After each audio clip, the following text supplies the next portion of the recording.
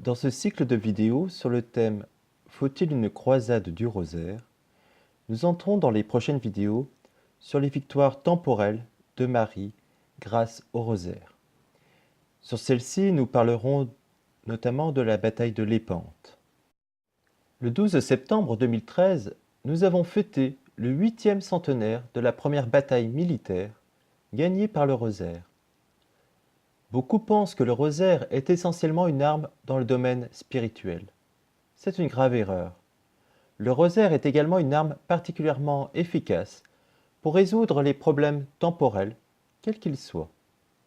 En particulier les problèmes de nature politique ou militaire. Sœur Lucie, une des voyantes de Fatima, confiait au père Fuentes le 26 décembre 1957 « La Sainte Vierge a donné une efficacité nouvelle à la récitation du rosaire. Il n'y a aucun problème, si difficile soit-il, temporel ou surtout spirituel, se référant à la vie personnelle de chacun d'entre nous, de nos familles, des familles du monde ou des communautés religieuses, ou bien de la vie des peuples et des nations. Il n'y a aucun problème, dis-je, si difficile soit-il, que nous ne puissions résoudre par la prière du Saint-Rosaire. » Et l'histoire nous donne plusieurs exemples de victoires militaires ou politiques obtenues par le Saint-Rosaire. Elles furent remportées contre des adversaires variés, contre les cathares, contre l'islam, contre les protestants et contre les communistes. Rappelons que lorsque nous disons « victoire obtenue par le rosaire », il faut entendre qu'un supérieur hiérarchique ou une autorité légitime a ordonné la récitation publique du rosaire avant ou pendant la bataille. Contre l'islam d'abord, il y eut 3 grandes batailles contre les musulmans. La première fut une bataille navale qui eut lieu à Lépante le 7 octobre 1571.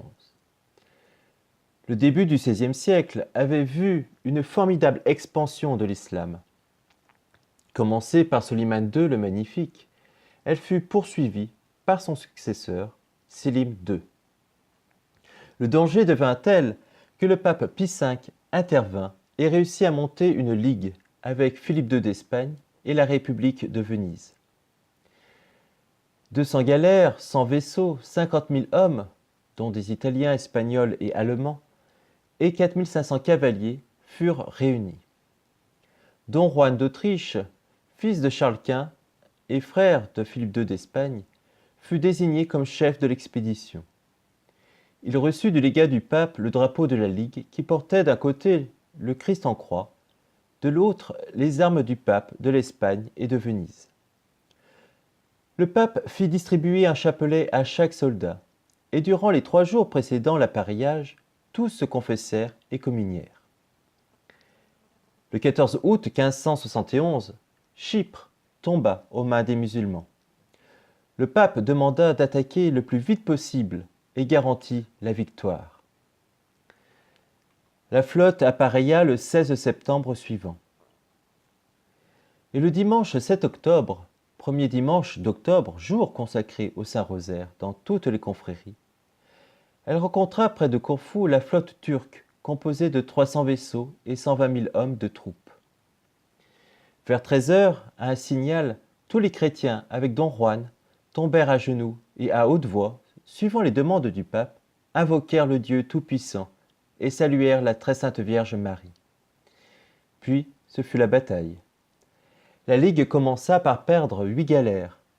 Bientôt, les 500 bateaux furent bord à bord et les hommes de troupes entrèrent en jeu. 2 fois, le bateau de Don Juan fut repoussé. Mais Don Juan attaqua une 3e fois et emporta la victoire en tuant le chef Ali Pacha et les 500 janissaires qui le protégeaient. Pendant ce temps, à Rome, le pape faisait prier le rosaire dans tous les couvents et collèges de Rome. Lui-même jeûna et fit une nuit de prière du 6 au 7, puis récita le rosaire toute la journée. Dans l'après-midi, il fut interrompu par son trésorier pour quelques affaires. Tout à coup, il se leva, ouvrit la fenêtre, leva les yeux vers le ciel, resta quelques instants ainsi, puis revint tout pensif vers son trésorier et lui dit : « Maintenant ce n'est plus le temps de s'occuper d'affaires. Allez rendre grâce à Dieu, car notre flotte vient de se rencontrer avec la flotte turque, et à cette heure elle a emporté la victoire. » Lui-même se rendit à son petit hôtel pour rendre grâce.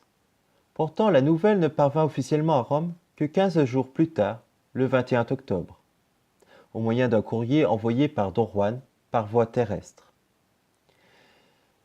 Un tiers de la flotte turque fut coulé et la moitié fut capturée.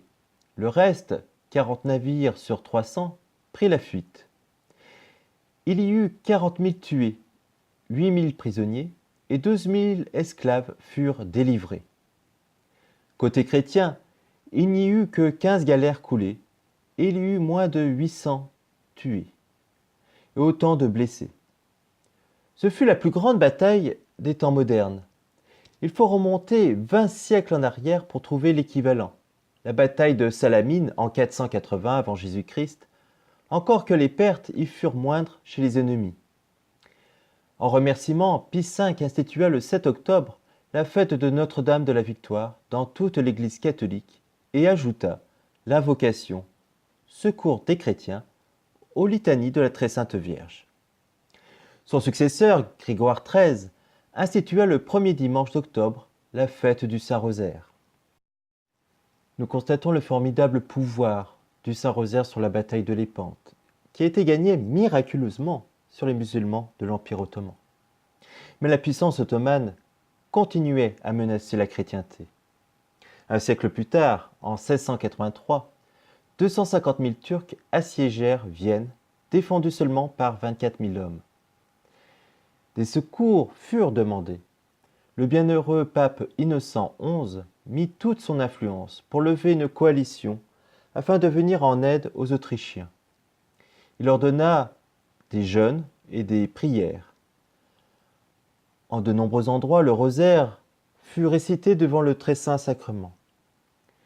Une coalition autour du roi de Pologne, Jean Sobieski, de Charles de Lorraine et des électeurs de Saxe et de Bavière réussit à réunir 84 000 hommes, dont 25 000 Polonais. Le 11 septembre, veille du dimanche dans l'octave de la Nativité, ils arrivèrent en vue de Vienne. La ville était près de tomber. Le 12 au matin, un capucin, le père Marc d'Aviano, confesseur de l'empereur d'Autriche, célébra la messe servie par le roi de Pologne, qui communia ainsi que les 33 princes qui l'entouraient. Le religieux donna ensuite la bénédiction du pape en disant : « Au nom du Saint-Père, je vous déclare que la victoire est à vous, si vous vous confiez à Dieu. » Tous les assistants invoquèrent alors plusieurs fois les noms de Jésus et de Marie. Peu après, Jean Sobieski donna l'ordre d'attaquer en disant : « Dieu est notre secours. » À 1 contre 3, la bataille fut rude. Toute la journée, le roi de Pologne tint son chapelet à la main. À la fin de la journée, la victoire fut totale. En remerciement, le pape institua la fête du Saint-Nom de Marie pour toute l'Église le jour même de la bataille, fête déjà en vigueur en Espagne depuis 170 ans. Une trentaine d'années plus tard, les Turcs firent peser de nouvelles menaces. Le prince Eugène de Savoie, qui avait participé à la bataille de Vienne, réunit 64 000 hommes et le 1er juillet 1716 quitta Vienne. Le 26, il rencontra les Turcs à Peterwardein. Il se trouvait face à une armée de 200 000 hommes. Il attaqua le 5 août, jour de la fête de Notre-Dame-des-Neiges. Vers midi, la victoire fut totale.